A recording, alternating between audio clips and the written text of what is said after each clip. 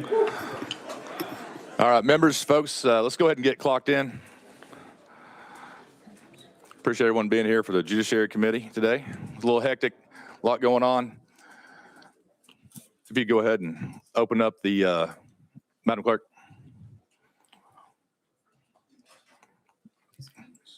Very good.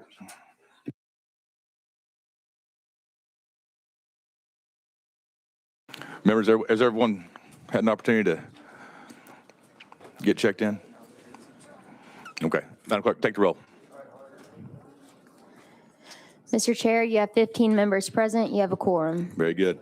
Thank you, members. We'll go ahead and get started. I had, and unfortunately, it looks like we got a full room today, but we do have an FFA group there. I think you all probably have to go outside because it's no standing here. It's the policy of the committee. But want to thank the FFA group from Sevier County here. Members, to make them feel welcome. Here, here.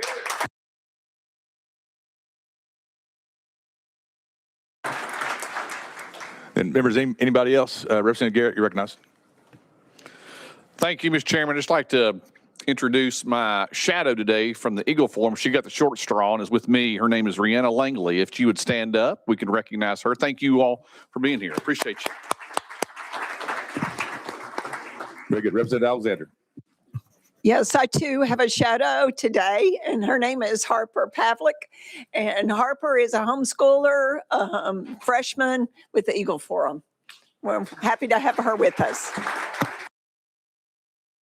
Very good. Representative Ashley, you're recognized, sir.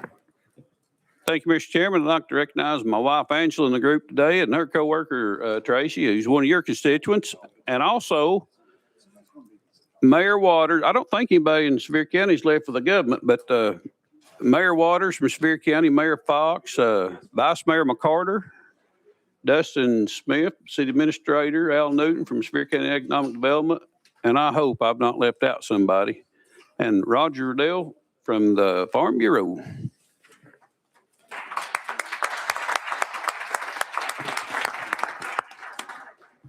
And Representative, we have Jason Whitaker here too, I believe, with Farm Bureau out of Sevierville. Appreciate everything they do as well, and the group being here today. Chairman Doggett, you're recognized. Thank you, Mr. Chairman. I'm not Puxatawny Phil, but I do have a shadow that I see out here somewhere, and his name is Mr. Brian Herschler with the Tennessee Eagle Forum. If you'll stand up. If I don't see my shadow, I guess that means spring is here. No, yeah. Here, they'd be embarrassed of their dad. Yeah. They'd be proud. Vice Chair Davis, you recognize.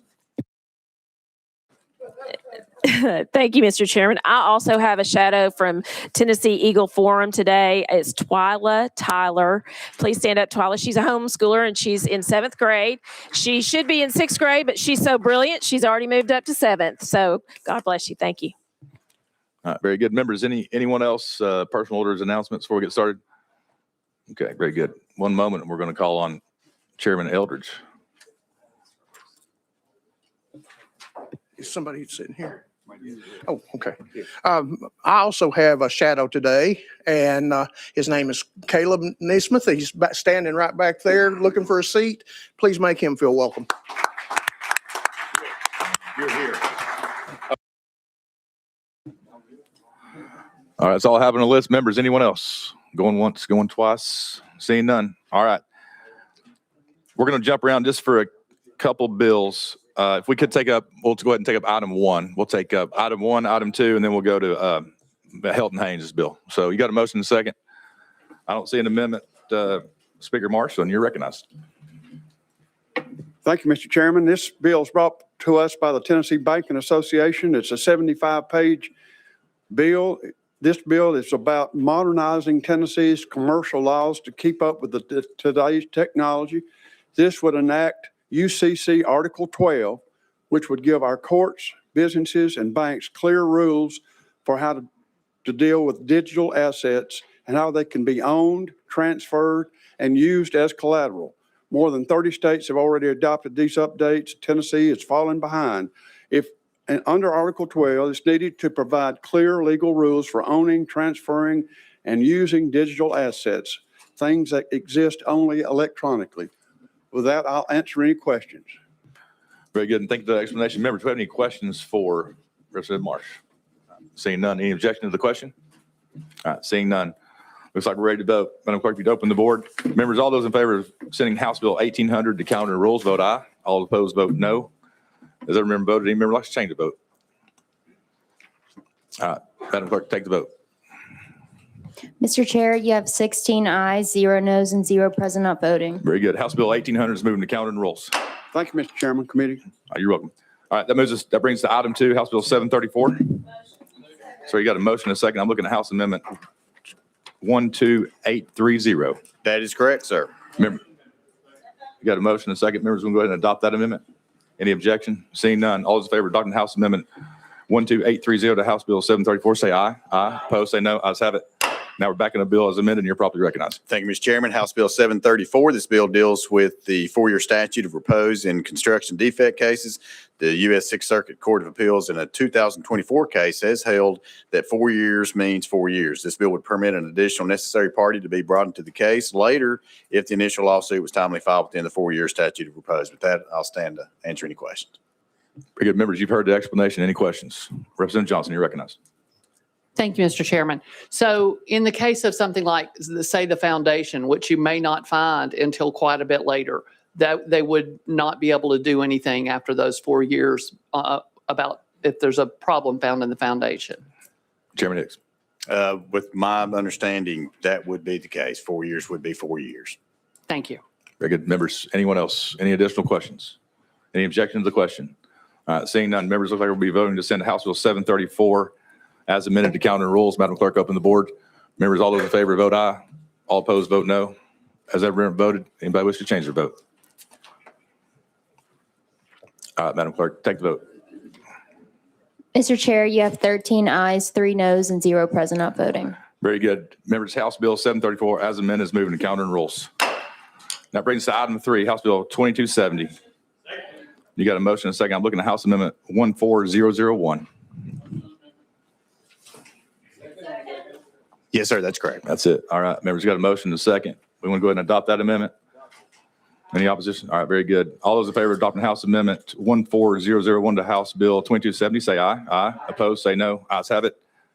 Now we're back on the bill as amended, and you're properly recognized. Thank you, Mr. Chairman. This is House Bill 2270. The issue that we have before us is Tennessee children are facing an unprecedented mental health challenge and safety risks linked to social media, online gaming platforms, and other digital technologies.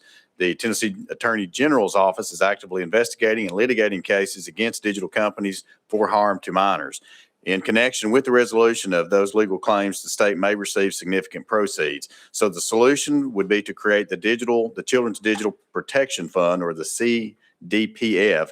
And this fund ensures that money recovered from the tech companies that harm minors is reinvested directly into protecting and restoring the mental health and safety of Tennessee children. So what the fund does, this fund will allow the General Assembly to appropriate funds for mental health services and treatment for minors, suicide prevention initiatives, research on the impact of social media and technology on children's mental health, law enforcement resources to combat digital exploitation of minors, as well as education programs for parents, schools, and communities, and support for Tennessee's K-12 Mental Health Endowment Fund. I stand to answer any questions. Very good. And I have Leader Lambert, your first on the list. Move previous question. Very good. Previous question has been called. We have objection. Members, all those in favor of previous question, say aye. Aye. Opposed, say no. Ayes have it. Previous question prevails. Members, looks like we'll be voting. Madam Clerk, open the board. Looks like we'll be voting to send House Bill 2270 as amended to Finance, Ways, and Means. All those in favor, vote aye. Opposed, vote no. Has everyone voted? Everyone wish to change their vote? All right, Madam Clerk, take the vote. Mr. Chair, you have 13 ayes, 0 noes, and 2 present not voting. Very good. House Bill 2270 as amended is moving to Finance, Ways, and Means. Good luck in that committee. Thank you, Mr. Chairman, committee. Very good. All right, moving on. All right, members, if without objection, let's move to item 6. That's House Bill 1649. Ma'am, you got a motion and a second, and I don't see any amendments on this bill. You are properly recognized. Thank you, Mr. Chairman. Today, I'm presenting House Bill 1649 to ban kratom in all forms in Tennessee. Last year, we passed HJR 147 with bipartisan support to ban or regulate kratom. Kratom is a tropical tree native to Southeast Asia. In the United States, it's sold as fresh leaves, dried powder, capsules, tablets, extracts, and concentrated shots. Kratom contains compounds that activate opioid receptors in the brain, metrogenine and 7-hydroxymetrogenine, and is often referred to as gas station heroin. It can be 13 times stronger than morphine. At low doses, it has stimulant-like effects. At higher doses, it has sedative opioid-like effects. This bill addresses the growing public health and safety concerns surrounding kratom, often marketed as a natural supplement, but natural does not mean safe. The FDA maintains firm stance against the use of kratom, natural and synthetic, stating it is not safe and has no approved medical use and carries significant risk. The Center for Disease Control states that kratom is an emerging health threat for potential overdoses, addiction, and contamination. The Drug Enforcement Agency lists kratom as a drug and chemical of concern with potential of abuse and safety risk. The total ban is supported by Tennessee Medical Association, Tennessee Association of Alcohol, Drug, and Other Addiction Services, the TBI, the Sheriff's Association, Chiefs of Police, Tennessee Fuel and Convenience Store Association, and the Foundation for Drug Policy Solutions. This bill does 6 things. It prohibits the sale and distribution of kratom, metrogenine, 7-hydroxymetrogenine, and all derivatives in Tennessee.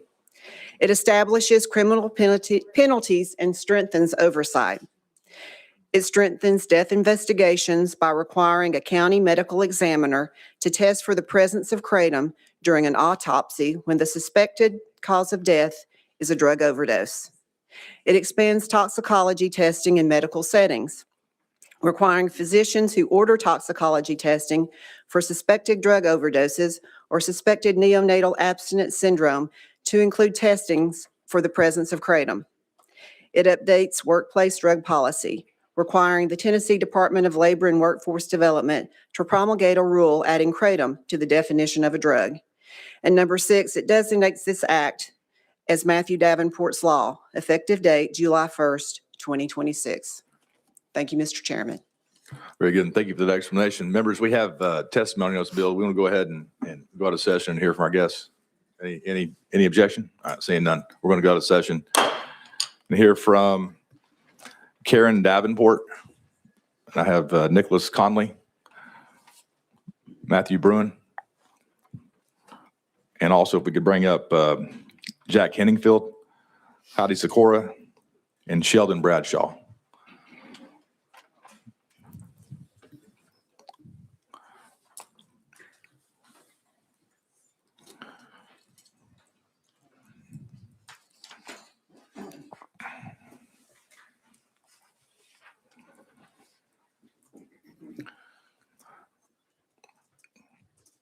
Very good. What we'll do, we'll start down here with you, ma'am, and we'll work our way this direction to my right, your left. Each of you just introduce yourself. You'll have 3 minutes to say what you need to say. And then once everybody's finished with that, we'll open it up for questions for the committee. So you'll know your microphone's on when the little red light comes on there, and you'll have 3 minutes. So you're probably recognized. Chairman and members of committee, thank you for allowing me to speak today. I'm Karen Davenport. I'm a nurse practitioner, a mother, and a grandmother, and I'm here today because my 27-year-old son, Matthew Davenport, died unexpectedly 2 years ago today. On this very day at 5:30 in the morning, we got the call that no parent wants to receive. Matthew was one of my twins. He was kind and thoughtful, and a young man who struggled with anxiety and depression. He was working hard to rebuild his life after overcoming alcohol addiction. He was living in a sober home and actively continuing with his recovery. As a nurse practitioner, I believe that I understood the risks my sons might face, but I never heard of kratom until the day we lost him. Like many families, we did not realize the risk because kratom is often marketed and sold as a safe, natural product. Matthew was found unresponsive in his bed, and despite attempts to revive him, he could not be saved. The Hamilton County Medical Examiner determined that Matthew died from intoxication involving prescription diphenhydramine, duloxetine, Cymbalta, buspirone, and a dietary supplement called metrogenine. The manner of death was ruled as an accident. The mitragynine we found in Matt's car was sent to the University of Florida and analyzed by Dr. Christopher McCurdy, finding it to be pure leaf kratom, the primary active compound found in kratom. It was one of the substances involved in the fatal intoxication. Kratom is marketed, of course, as a natural and supplement and sold openly in convenience stores across our communities, yet its primary compounds have the same effect on the opioid receptors in the brain and can act dangerously with other medications. Matthew was a young man in recovery who was trying to rebuild his future. It's such a paradox that kratom is illegal to import into the United States, yet this substance is sold openly in convenience stores on every corner and in vape shops. It became part of the combination of drugs that ended my son's life. Nothing this committee does today will bring my son Matthew back, but what you do here today may determine whether another Tennessee family has to experience the same loss. Thank you for listening. And thank you. Sir, if you would introduce yourself, you have 3 minutes. Sure. Good afternoon. My name is Nick Conley. I'm a physician, board certified with family practice and with addiction medicine, also holding degrees of fellow in the American Society of Addiction Medicine and the American Academy of Family Practice.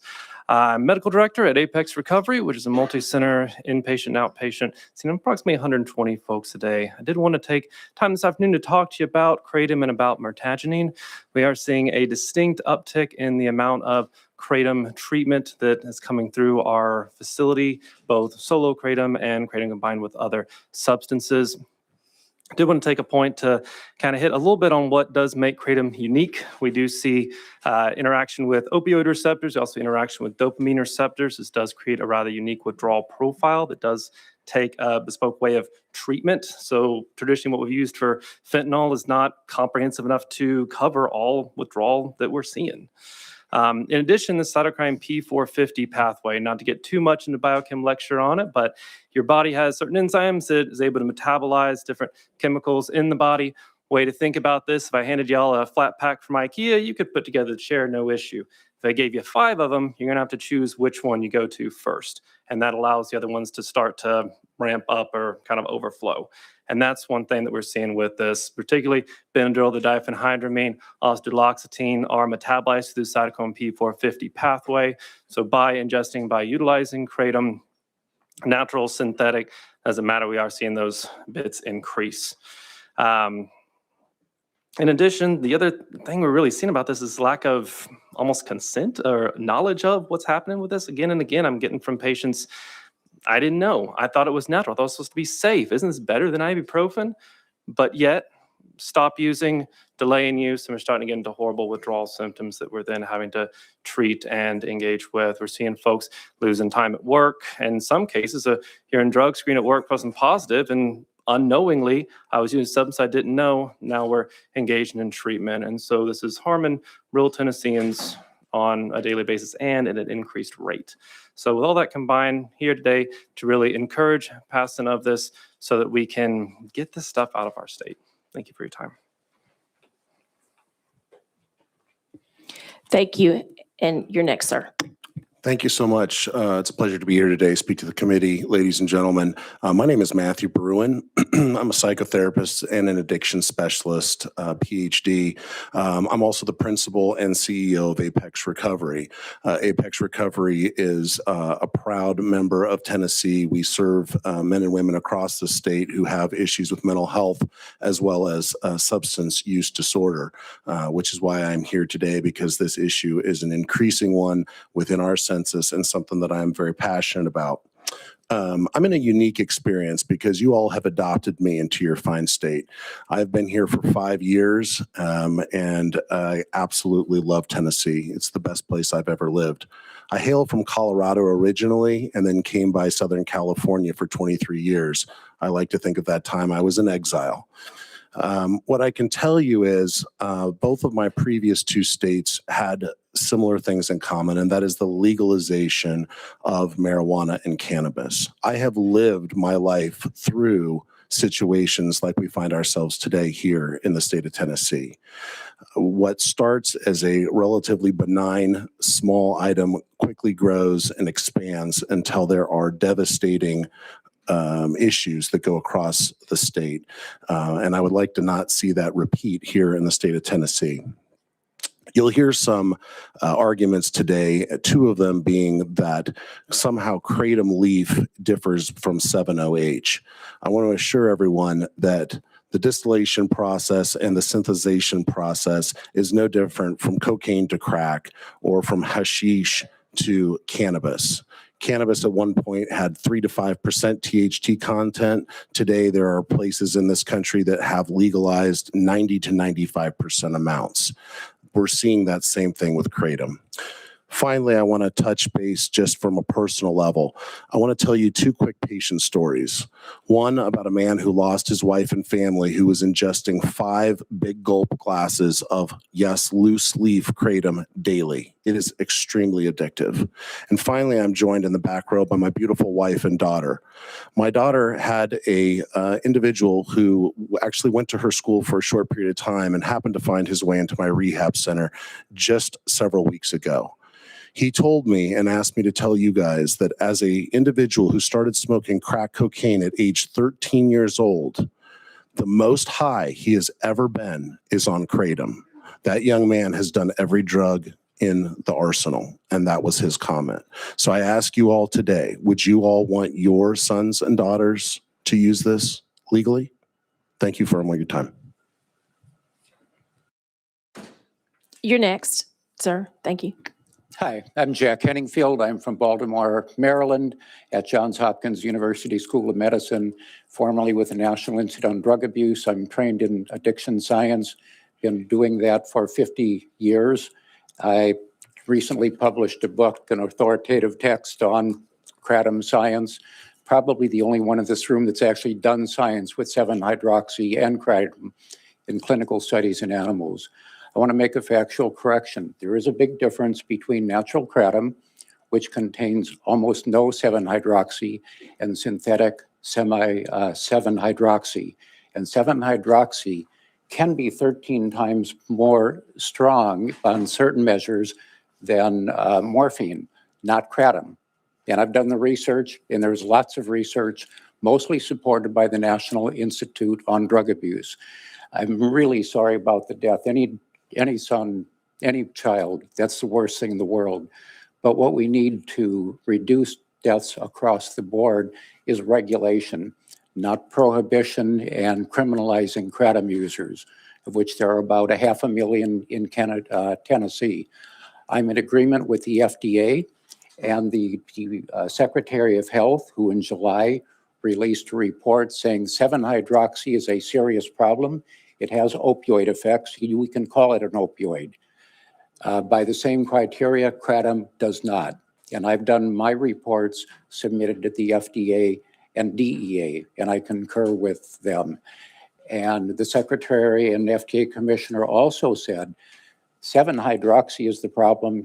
They said our concern is not kratom. And they sent a letter to colleagues across the nation stating that fact. You can get my report, you can get the FDA report, and the FDA report will verify everything that I am telling you today.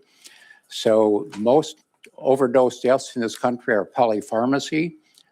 The medical examiner did not say it was a kratom death that happened to Mr. Carpenter. They list several drugs that were in the system. I think other drugs are the most likely cause of death.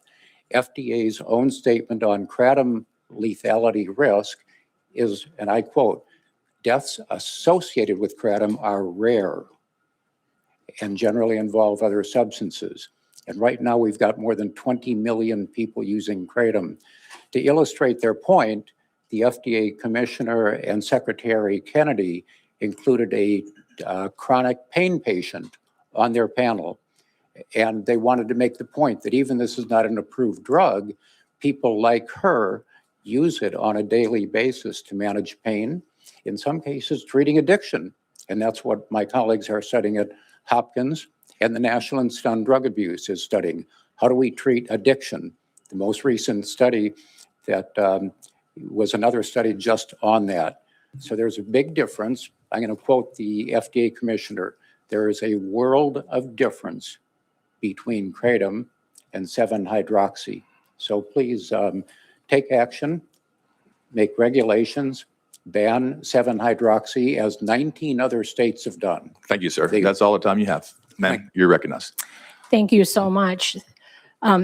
Chairman Farmer and members of the committee, I really appreciate the opportunity to speak to you today. My name is Dr. Heidi Sikora. I'm a doctor of nursing practice, retired nurse practitioner, and healthcare executive. I volunteer as the Chief Scientific Officer for the International Plant and Herbal Alliance. I want to begin by expressing my condolences to the Davenport family.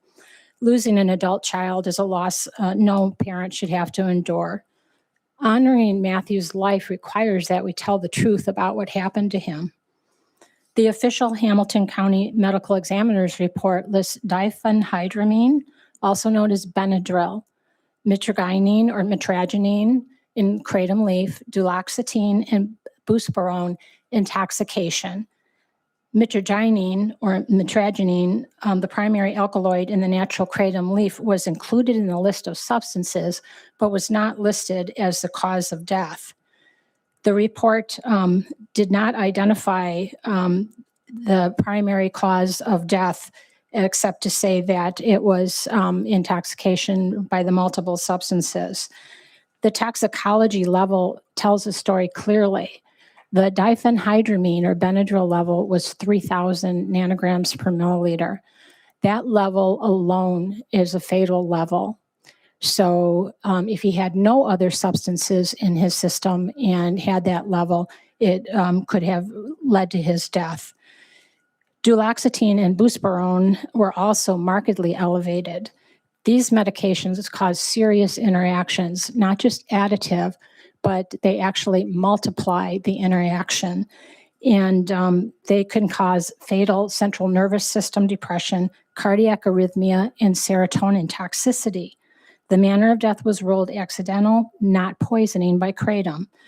There is no known mechanism by which kratom leaf causes sudden death in humans. In this case, does not establish one. I know it's not the Davenport's family intention to harm anybody or use Matthew's memory in that way, but that will be the outcome if a ban is passed. People like Jennifer Gillis would be hurt the most. She traveled here twice from Memphis, but her transverse myelitis, which causes spinal cord inflammation, if you can imagine that type of pain, does not allow her to travel a third time here to speak.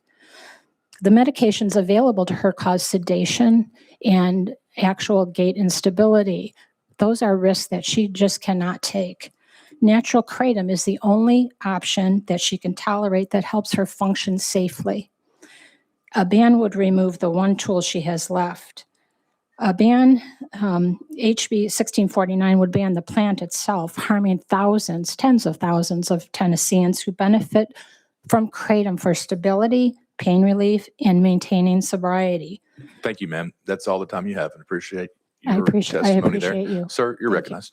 Thank you, Chairman, members of the committee, for the opportunity to be here to testify in opposition to House Bill 1649, which would ban the natural botanical kratom. My name is Sheldon Bradshaw, and I represent Botanicals for Better Health and Wellness. I'm an FDA regulatory attorney and previously served for many years as the Chief Counsel of the United States Food and Drug Administration. The organization I represent advocates for evidence-based regulation of plant-derived products. As a result, the organization fully supports banning 7-hydroxymitragynine, which the state of Tennessee actually already has done, but supports common sense regulations on the natural botanical kratom.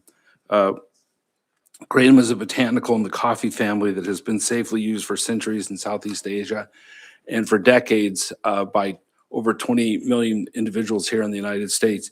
And I also want to echo something Dr. Henningfield noted about the testimony in favor of the bill. It seems to erroneously equate 7-OH and kratom. They're two very different and unique substances. They're not the same.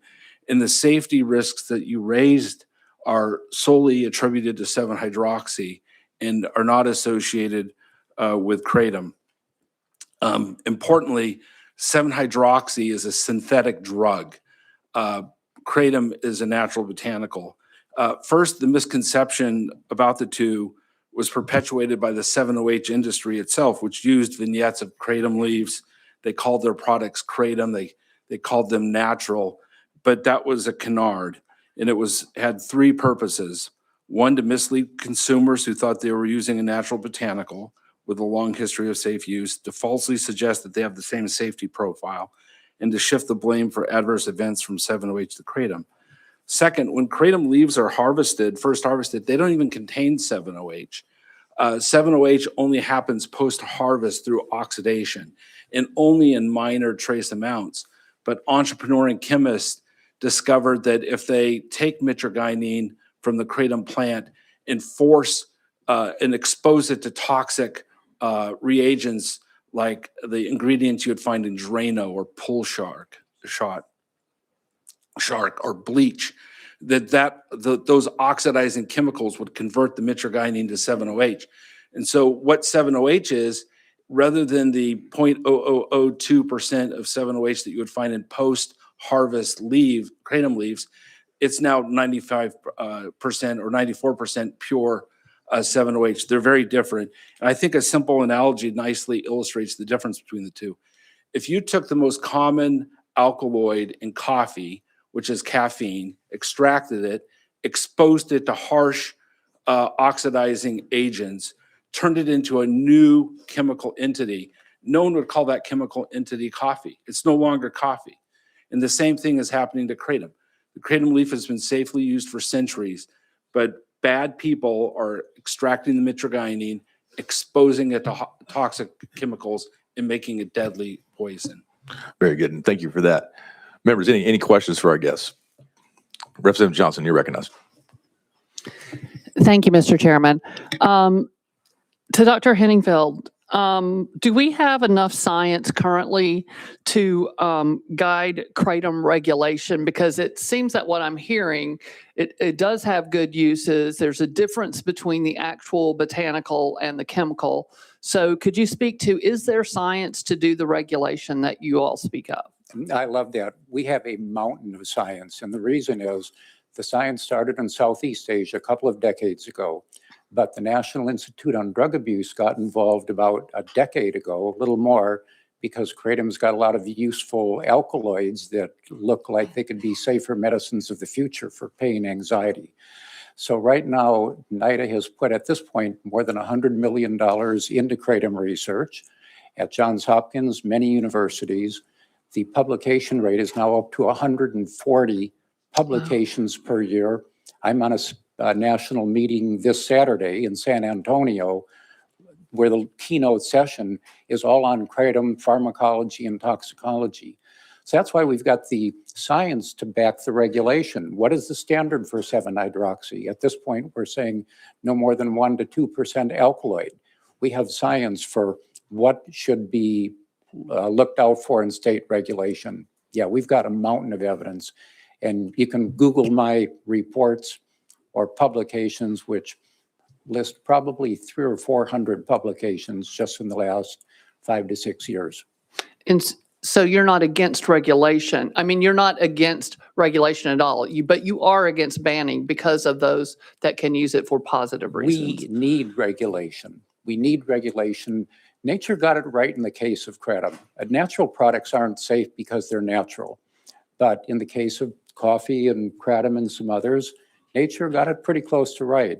Turning kratom into 7-hydroxy, that's not nature.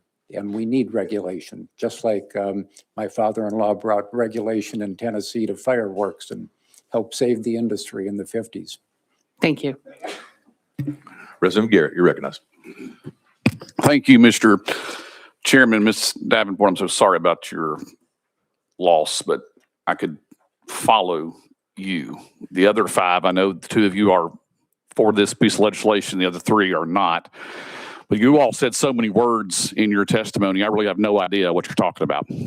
And so there were so many different things that you all had testified to on both sides, right? And my concern is that's the actual concern of either kratom, which how you pronounce it, or kratom, how the rest of you pronounced it. That's an issue, right? Just because of what this thing does. My issue with this is the availability that's already in commerce. It's already here. You're asking for regulation, but you're too late. And so I think that what needs to happen, this needs to probably most likely come off the market.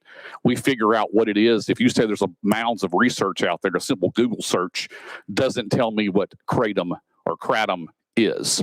And neither one of you all have said what it actually is. Tylenol, when you go to a gas station, you're obviously going to treat a headache, right?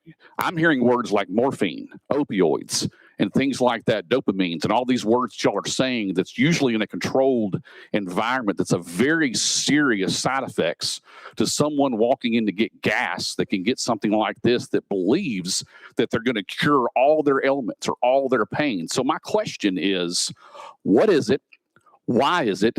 And is kratom the end all of everybody's problems that suffer for particular conditions? Or do we have other things available that people can use that's already in the market, that's regulated, that helps? That's, I think, the simple question that neither one of you all have addressed on either side of it. So can one of you from the side that's against it let me know what the response is? Then one of you to the side that's for it, let me know what that response is. Does that make sense? Am I trying to be clear? Because I am very unclear as to what you are trying to tell this committee. All right. Who wants to go first? You want Dr. Henningfield? Would you like to go, or would you like to? When I talk about kratom, I'm talking about the natural leaf, nothing that's been chemically changed. There are extracts, just like if some people like coffee as an extract, some people like stronger extracts like espresso. That's all kratom. When you chemically manipulate it and have 7-hydroxy, that's no longer kratom. So we've got to draw a line in the sand. The natural leaf, you can define by law and say that kratom products that are allowed on the market should be based on the leaf. That can be powdered, ground, crushed. It can be a simple extract. But in 19 other states, what they've done is say the alkaloid levels should not be boosted. There should be state standards for purity. You want to keep it pure. And then you've got something that the animal and human studies, and I've done both, is safe. 7-hydroxy is not. All right, very good.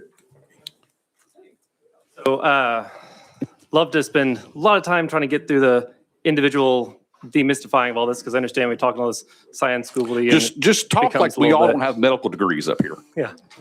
No, and I'll say, and it's very interesting, we keep hearing this like kratom versus 7-OH, but kratom is the plant, myrtaginine, 7-OH, myrtaginine are the chemicals in the plant. So it's a bit of a false apples oranges comparison. If you're talking about the entirety of the plant, then you're talking about this thing that, as we heard, yeah, if it's oxidized, if it's allowed to, sit there, it'll have some of it in it, right? 2%, which is still present there. It's not that 7-OH is something that a mustache-twirling villain is cooking up in a lab to ruin all of America with this. It's in the loose leaf version. We're talking about percentages at this point with the back and forth to it. And that's the question we got to decide. Do we want to have this out here where we continue having issues again and again and again? President Garrett, any follow-up? No, I'm good. Thank you. Very good. Members, I have Representative Salinas. Ma'am, you're recognized. Thank you. So I worked in drug discovery for over 10 years, and nature always, usually like 80+% of the time, gets it right. And we spend countless years trying to replicate nature. I mean, Taxol, one of our most important cancer drugs, came from a plant. And the reason why we had to modify it and try to get the drug is because it's in small percentages, which 7-OH is in small percentages in the kratom plant. Is that correct? De minimis, meaning that when you measure 7-hydroxy, and many labs, NIDA-supported labs, my old institute, have measured in lots of products, and 7-hydroxy is de minimis in well-made products and in natural leaf. And in Florida, they actually grow their own kratom because they're thinking of that as a new industry.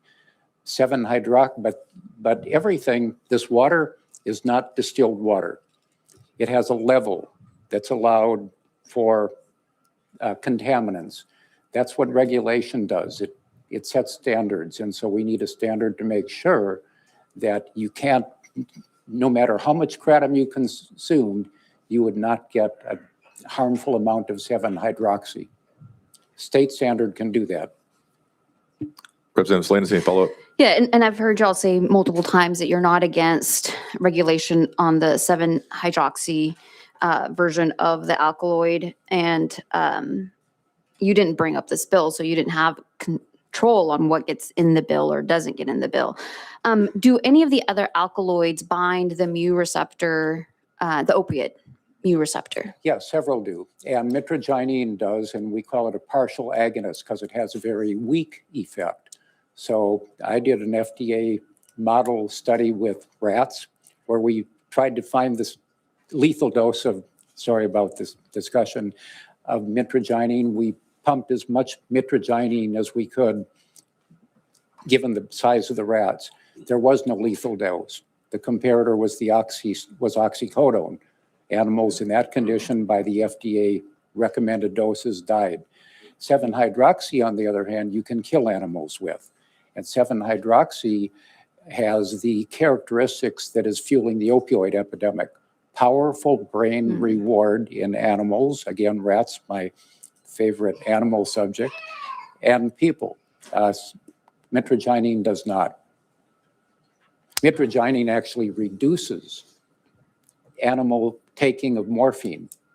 Mm-hmm.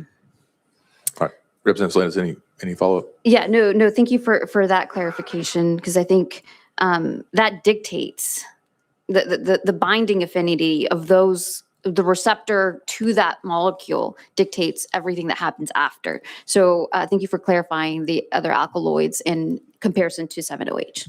Yeah, and again, it's partial. Naloxone binds, but it's very different from morphine.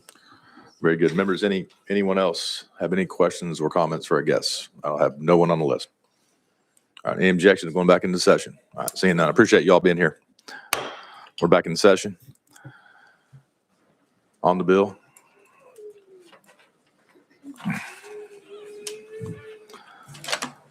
All right, members, any questions? I have Chair Lady Littleton. You're on the list. Yes. Thank you, Mr. Chairman. I move a previous question. Very previous question has been called. Any objection?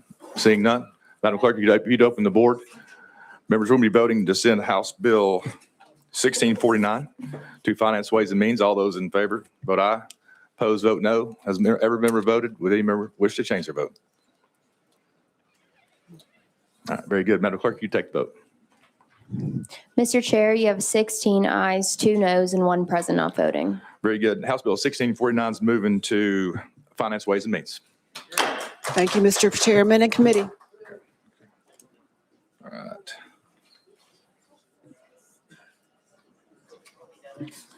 Members, we could move to item 7. That's House Bill 2109.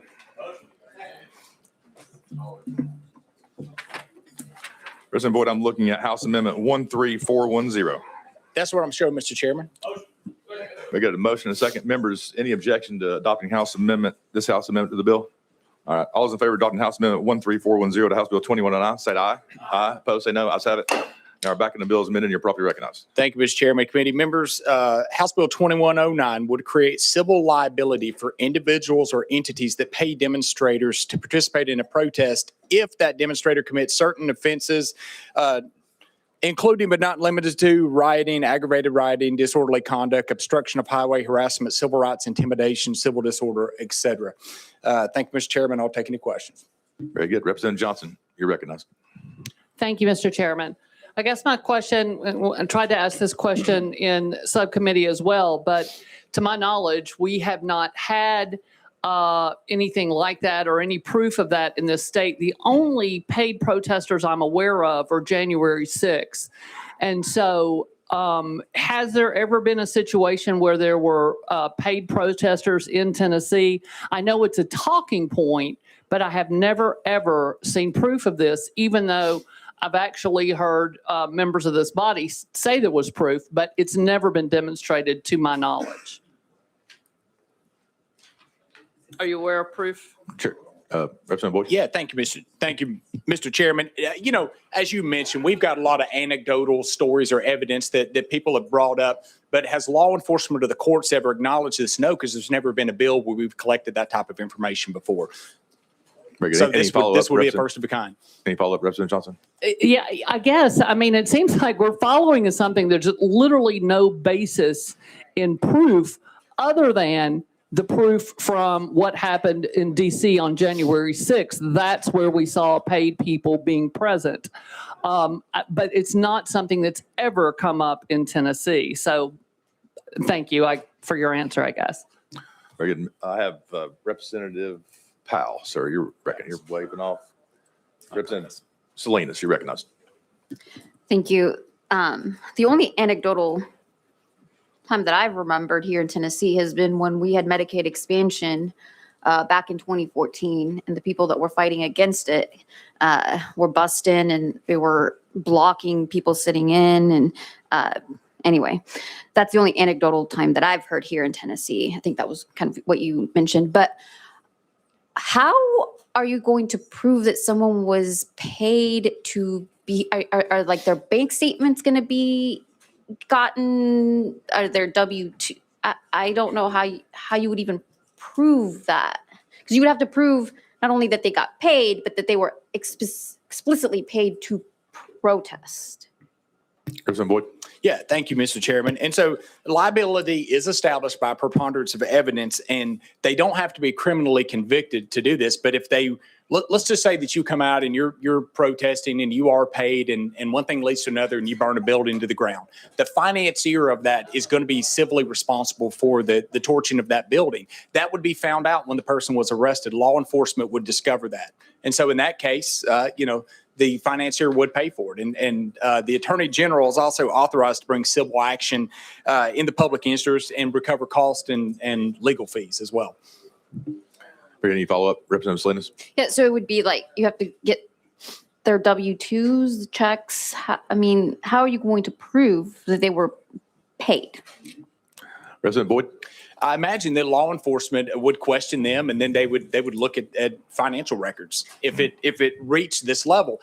This in no way infringes on someone's First Amendment right to organize or protest. And as bizarre as the concept of paying someone to protest, and you guys continue to attest that it doesn't happen, if it doesn't happen, then we don't have anything to worry about. But if it does, and they do burn a building down or they commit any of these offenses, the financier will be held civilly responsible. It's really that simple. And so if you're certain that it doesn't happen, then we have nothing to worry about. Representative Salinas? Okay. All right. Representative or Chairman Doggett, you're recognized. Thank you, Mr. Chairman. I'm just, for clarification purposes, an individual can go protest and they can be paid whether they're advocating on behalf of whatever the issue is. They commit a crime during that process. They burn a building, they damage a building, damage vehicles. They could be criminally charged, and then the individual that hired them or paid for them to be there would be the one ultimately responsible for their actions. Is that correct? President Boyd? Thank you, Mr. Chairman. That is correct and very well stated. Chairman Doggett, you have a follow-up? Yes, sir. Thank you, Mr. Chairman. That would be basically the same thing for a company that hires an individual to go out and perform work for that individual. But if they were to damage property or do the actual owner or the company itself would be liable for what occurred because of their employee at that point for their negligence or whatever wrongdoing that may have occurred.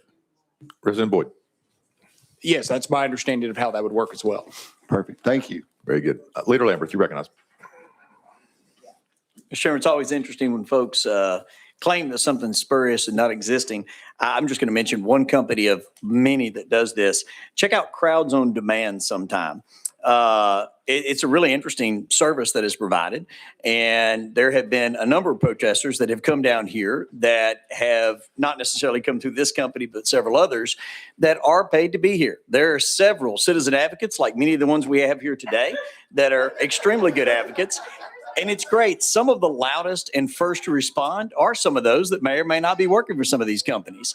So we welcome all here, whether you're paid to be here, whether you're here just out of the goodness of your heart, you're welcome here.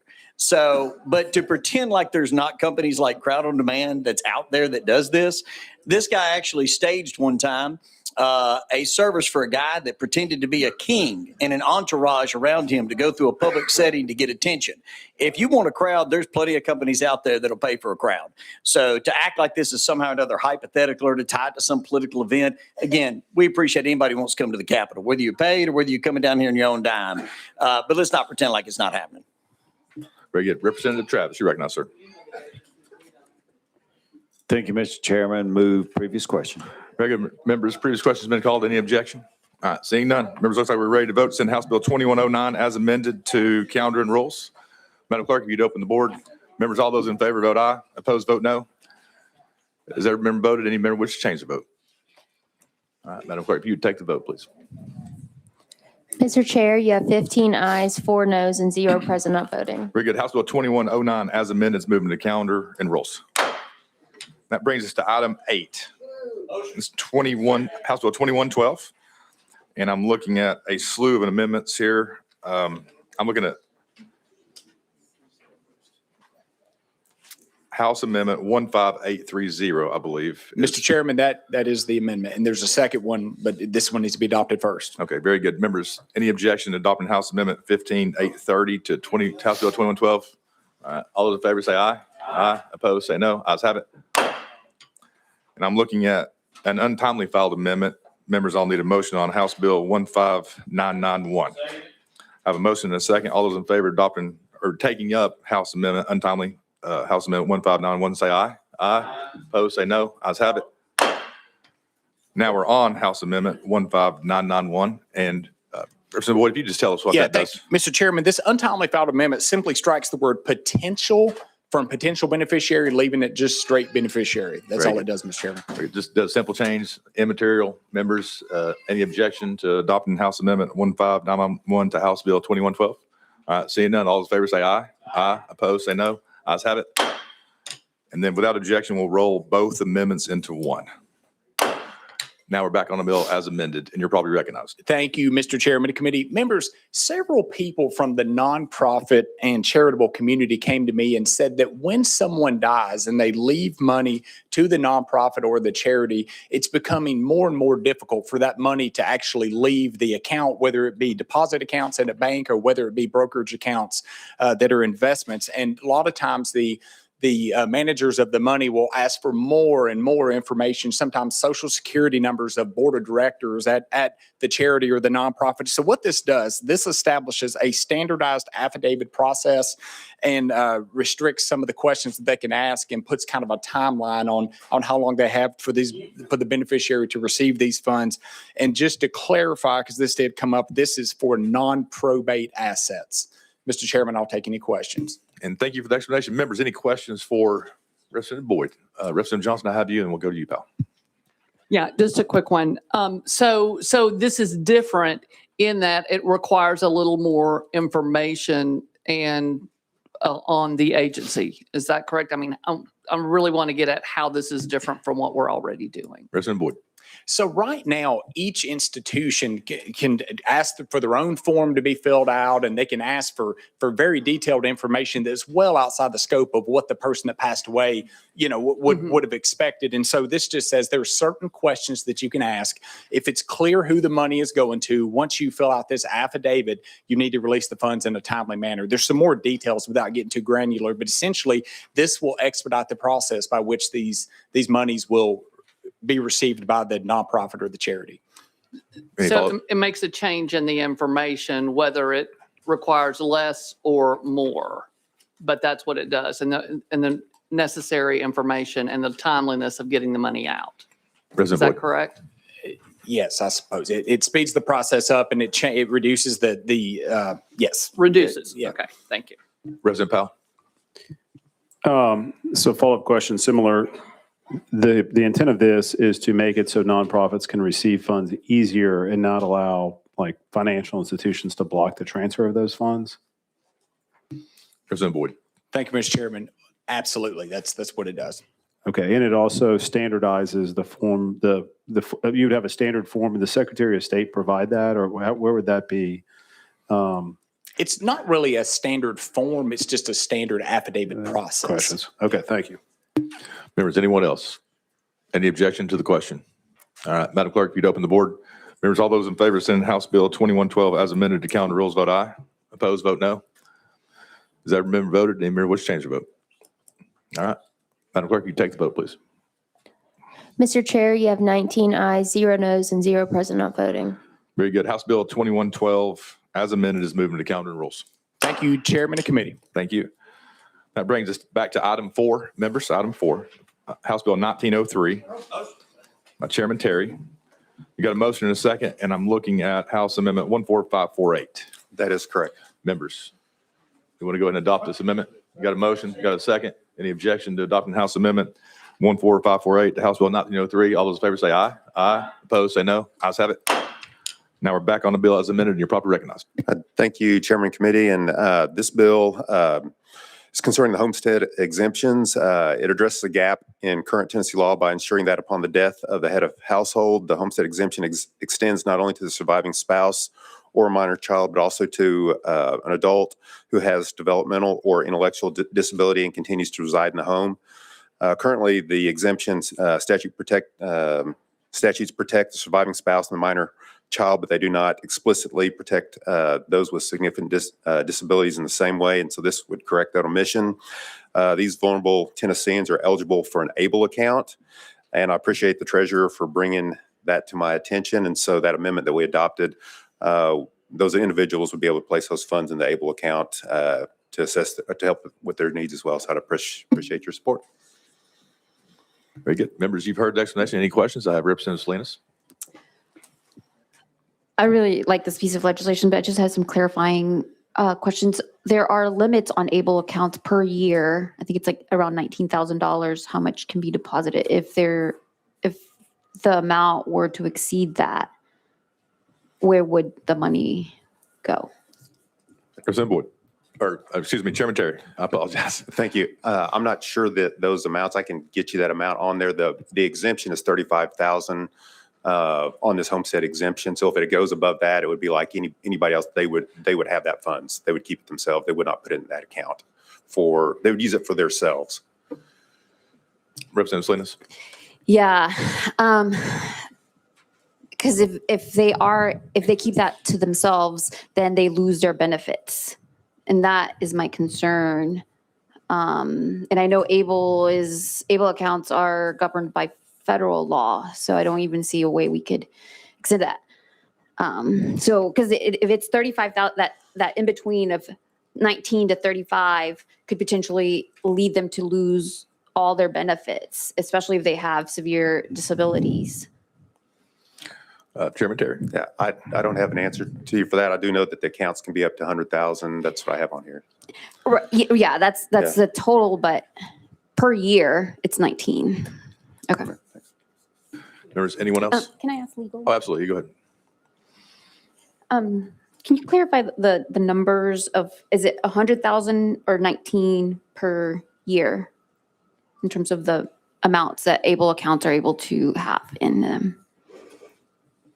Chairman Terry. Oh, it's for legal, sorry. Okay. Members, any objection going out of session here from legal? All right, seeing none. All right, Ms. Fogarty, you recognize. Michelle Fogarty, Legal Services. It looks like it was increased to 20,000 for 2026. And let's see.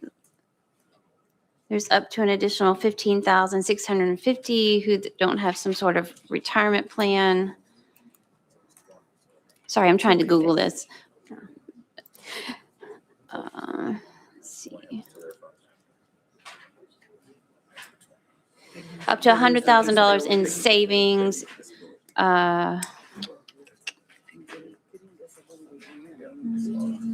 But it looks like the yearly is 20,000 for 2026. Any additional questions? No, thank you.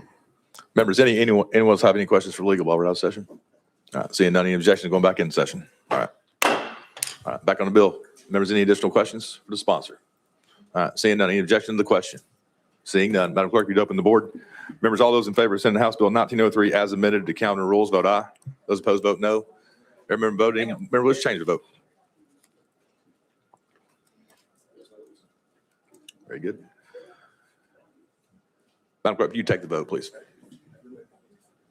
Mr. Chair, you have 18 ayes, 0 noes, and 1 present not voting. Very good. House Bill 1903 as amended, moving to calendar rules. Members, that brings us to item number 5, House Bill 1904. We got a motion and a second looking at House Amendment 14680. That's correct. Very good. Got a motion and a second. Members, any objection to adopting House Amendment 14680 to House Bill 1904? All right, seeing none, all in favor say aye. Aye. Opposed, say no. Ayes have it. Now we're back on the bill as amended and you're properly recognized. All right. Thank you, Chairman and Committee. This legislation addresses a narrow but important issue involving child custody proceedings when a child is identified as Native American child. Currently, Tennessee courts follow the standards established under the Federal Indian Child Welfare Act, commonly known as ICWA.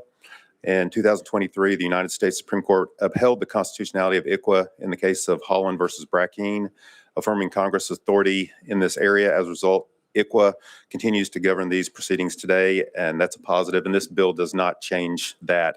But herein lies the concern and why this is necessary. If Congress has the constitutional authority to enact ICWA, as the court confirmed, they could also amend or repeal it. And so this bill ensures that if federal law were to ever be repealed, Tennessee would not suddenly find itself without a framework for handling these sensitive cases. And so this bill functions as a safeguard. Very good. Members, any questions for Chairman Terry? Representative Powell, you recognize. Thank you. The sponsor, I completely support your bill. I know we've looked at our code and sometimes there are words that we want to change, and I realize you got to match the federal policy, but in some ways I wish we would change our code to look at changing the word Indian to more reflective things such as indigenous persons or people. But with that, I support your bill. Just want to make that known. Thank you. Thank you. Very good. Members, any additional questions? All right, seeing none. Any objection to the question? All right, seeing none, Madam Clerk, if you'd open the board. Members, we're voting to send House Bill 1904 as amended to government operations. All those in favor say aye or vote aye. Opposed, vote no. Has every member voted? Any member wish to change the vote? All right, Madam Clerk, if you take the vote, please. Mr. Chair, you have 18 ayes, 0 noes, and 0 present not voting. Very good. House Bill 1904 as amended is moving to government operations. Thank you, Chairman. Thank you.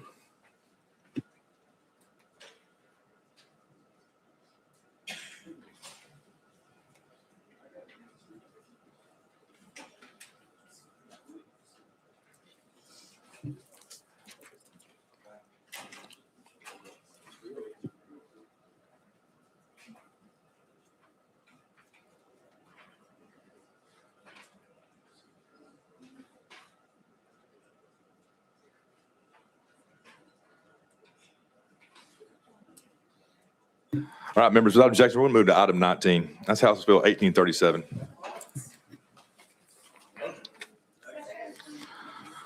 You got a motion and a second, and Representative Hicks, I'm looking at several amendments. Looks like the latest amendment, 2 amendments. I'm looking at 15664, and then I'm looking at 15501. So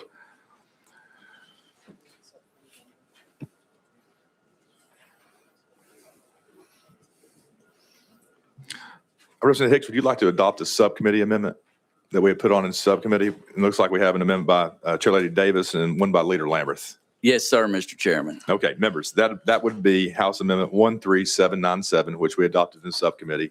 Any objection to adopting that amendment? All right, seeing none, all in favor say aye. Aye. Opposed say no. Ayes have it. And now I'm looking at House Amendment 15664 that I believe Chair Lady Davis filed, and you're properly recognized. Thank you, Mr. Chairman. So essentially what this friendly amendment does is it clarifies downzoning requests. The amendment makes it clear that the act does not apply when a property owner voluntarily requests to downzone their own property. Also, the amendment sets the effective date to July 1st, 2027, and specifies that the law applies only to regulations enacted on or after that date. So this provides additional clarity that it's not intended to apply retroactively. And that's what this amendment does. Very good. Any questions for the sponsor? Any objection to adopting House Amendment 15664 to House Bill 1837? All right, seeing none, all those in favor say aye. Aye. Opposed say no. Ayes have it. Now, moving on to House Amendment 15501, and I believe that was filed by Leader Lamberth, and you're properly recognized. Thank you, Mr. Chairman. This deletes section D of the bill and make sure the landowner does not have a claim in perpetuity. It would put a 3-year statute of limitations on the claim. Very good. Members, any questions for the sponsor? I have one. Representative Powell, you recognize. Thank you. To the question to the leader, why 3 years? And does that match similar language in other parts of the code? Leader Lambert. It does, and it seemed to be sufficient amount of time that if there'd been an issue where there'd been a change in your property, so that everyone knows, look, within 3 years, if no lawsuits have been filed, then none could be. One follow-up question. And with the other amendment we just adopted, so the clock would start ticking in 2027. Is that right? For a 3 year after the 2027? The first initial claim? My interpretation of this amendment would be that it starts ticking from the time of action of the local government. And so you would have 3 years from the time that an action was taken by them going forward from that point. From 2027. Leader. Now, this bill would go into effect, and then from here until which time, somewhere down the future, if this legislature ever changed the law, say in 2030, a local government took an action and it potentially fell into this bill, then you would have till 2033 to potentially file claim. Very good. Any additional? Chairman Todd, you recognize. That answered my question. Thank you. Members, anyone else? Any questions for Leader Lambert? All right, seeing none. Any objection to adopting House Amendment 15501 to House Bill 1837? Seeing none, all those in favor say aye. Aye. Opposed, say no. Ayes have it. And without objection, we'll roll all three amendments into one. And we're back on the bill as amended, and you're properly recognized, sir. Thank you, Mr. Chairman. Members, this legislation is about one simple principle: fairness. When a citizen purchases property, they do so under a specific set of rules. Those rules determine what they can use property for, how they can divide it, how they can sell it, and ultimately what it's worth. If government later changes those rules in a way that reduces the fair market value of that property, this bill says government must either compensate the owner for that loss or restore the use that was permitted at the time of the purchase. This does not eliminate zoning. This does not weaken health and safety laws. This does not touch fire codes, building codes, sanitation, traffic, pollution controls, or regulations required by federal law. This protection remains fully intact. What this bill does is prevents one family from being forced to shoulder the financial burden of a policy decision that benefits everyone else. There is a written demand requirement. There is a defined time frame. Government has the option to modify or waive the regulation instead of paying the compensation. This encourages resolution before litigation and promotes responsible rulemaking. At its core, this legislation reinforces the foundational principles. If government action takes value, the government bears the cost, not the individual property owner. I respectfully ask for your support on this piece of legislation. Very good. Members, we have folks here to testify. We're going to go out of session and hear from them. Objection, we'll go out of session.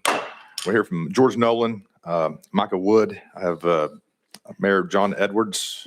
I have Jack Powers, Ben Storms, and Jordan Clark. So if y'all would just please come up here, and we're going to reduce the time to 2 minutes, just in order so we can hear from all you all. Otherwise, we're not going to have time to do so. So 2 minutes you'll have each, and then we'll have some questions after that. You're good, buddy. It looks like we're one short, so I guess we'll start out with maybe down here on my right-hand side, the left-hand side. Sir, if you would just introduce yourself, you'll have 2 minutes, and the mic's yours. Thank you, Mr. Chairman. Committee members, my name's George Nolan. I'm a native Tennessean. I grew up in Dixon County.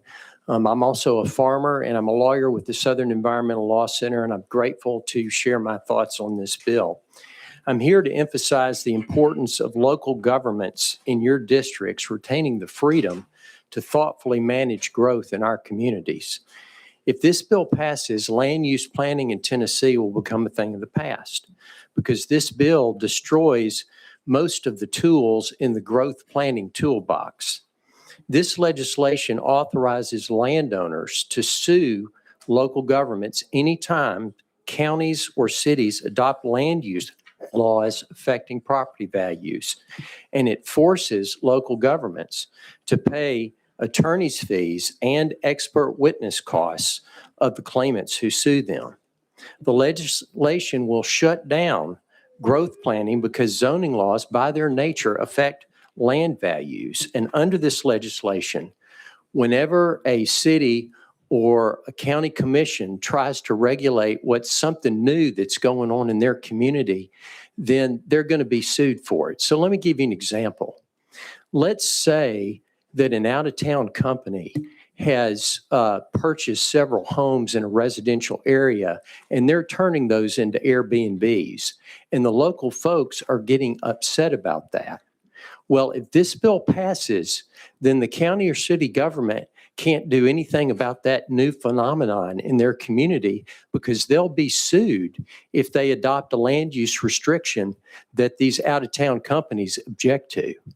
So this legislation will completely change the balance of power between the development community and the locally elected leaders that live in each of your districts, county commissioners, city mayors, and the people who are closest to the communities and the land. And it'll just completely take off the guardrails as far as development is concerned. So, you know, when I talk to rural folks in the place where I'm from, one concern I never hear is we're just not growing fast enough. We need to speed things up. So I ask you not to remove the guardrails that local governments use. Thank you. Thank you, sir. Thank you, Mr. Chairman. My name is Micah Wood, and I serve as president of the Tennessee chapter of the American Planning Association. I'm here today to respectfully express our concerns with House Bill 1837. In practice, this bill would function as an immediate freeze on zoning, land use, growth management, and farmland protection regulations across Tennessee. Under this proposal, routine updates to land use regulations could expose local governments to vaguely defined compensation claims. Planning and zoning must evolve as communities grow and change. Local governments need flexibility to update regulations that address traffic, safety, infrastructure capacity, flooding concerns, and protection of farmland and open space. If every land use update carries a risk of financial liabilities, most communities will simply not make those updates even when they serve the public's best interest. I want to highlight that according to the American Farmland Trust, Tennessee currently loses roughly 10 acres of farmland every hour, or about 200 acres every day. Local governments across Tennessee are working to address this trend of farmland loss through thoughtful planning tools and updated land use policies. Under this legislation, any effort to adopt new standards to preserve farmland would expose local government to compensation claims. The result is that many communities will simply abandon those efforts entirely. Courts have also established clear guidelines to protect constitutional property rights from regulatory takings. Furthermore, this body has established vested rights protections to protect all developments once in progress. House Bill 1837 would fundamentally make responsible planning for the future financially impossible for local governments. In closing, I'll leave you all with this question.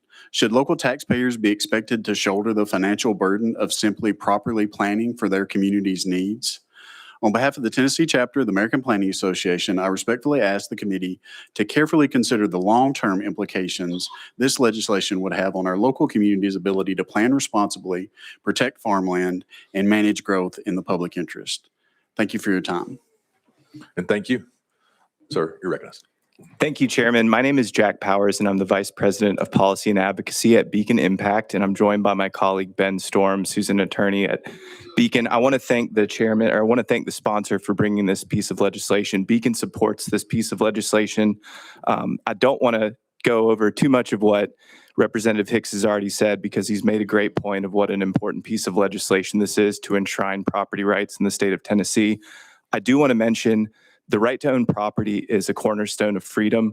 In fact, the right to own property is mentioned in the U.S. Constitution dozens of times. Unfortunately, over the years, government regulations have chipped away at that foundational right. Many states Tennessee included, allows local government to regulate property owners so heavily that they effectively devalue property through regulation.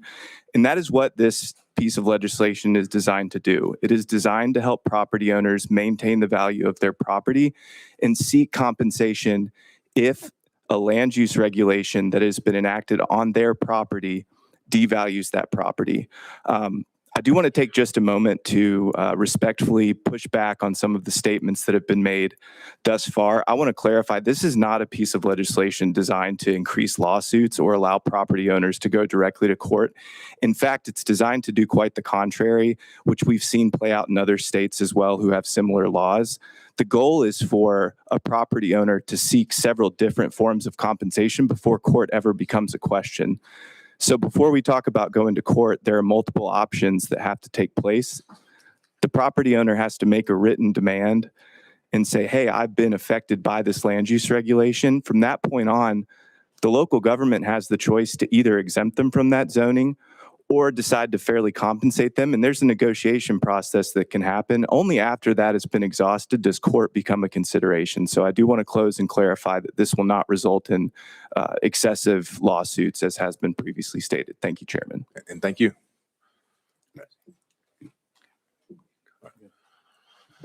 My name is Jordan Clark. I'm with the Home Builders Association of Tennessee. I'm here to answer any questions, but do want to rebut about if an Airbnb becomes a problem, if it's a public nuisance, then this bill would not apply. But thank you for your time and for your consideration. Thank you. Members, any questions for our guests? And I have first on the list, I have Representative Bolso, sir, or Chairman Bolso, excuse me. Thank you, Mr. Chairman. My question is for Mr. Storms. Obviously, anyone who has property taken by the government is entitled to just compensation. Both the federal and the state constitution provide as much. And that's true even when there's a regulatory taking. That is, even if there's not a physical invasion of the property. If the value of the property is diminished by a land control regulation, then the owner is entitled to some type of compensation. Our Supreme Court decided that in the Phillips case in 2014.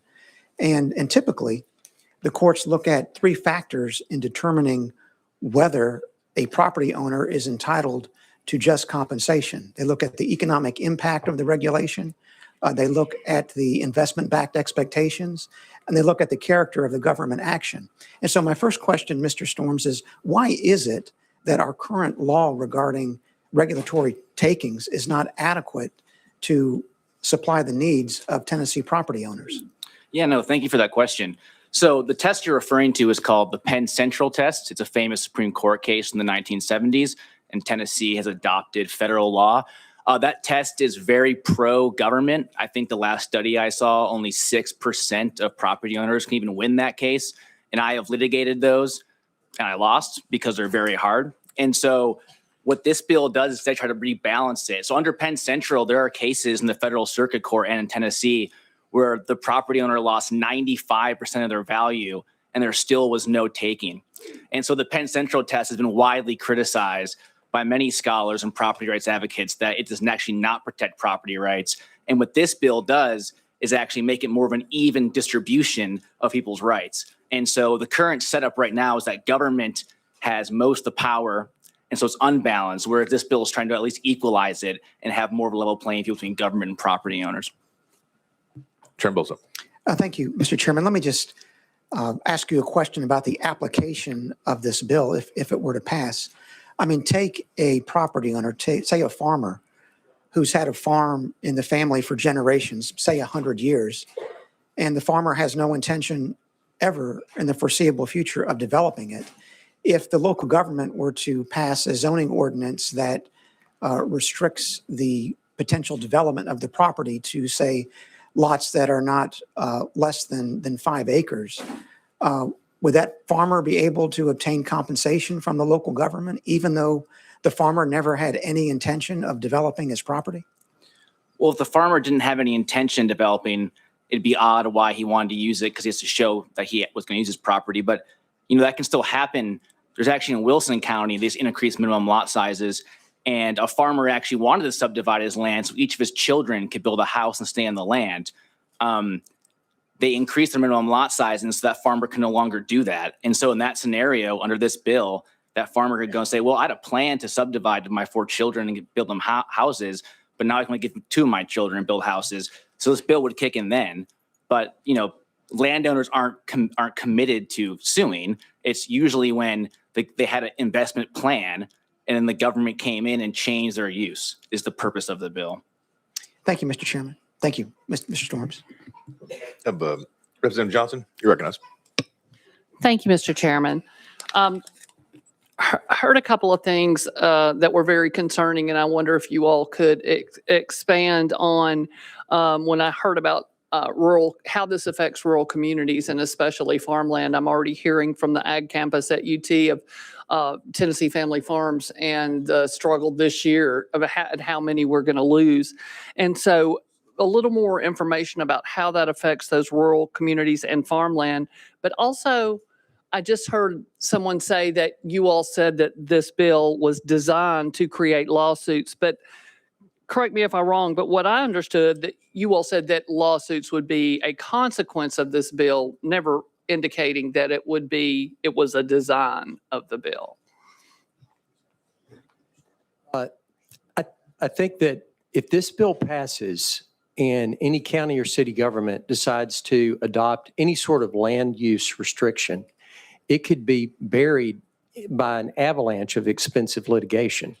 And that's because under the bill, the way the process will work is if a landowner doesn't like a land use restriction that's been adopted at the local level, the landowner first is required to send a written demand to the government saying, we want you to waive the restriction. And if the government does not back down, then the landowner can sue the government for lost property value, plus their attorney's fees and their expert witness costs.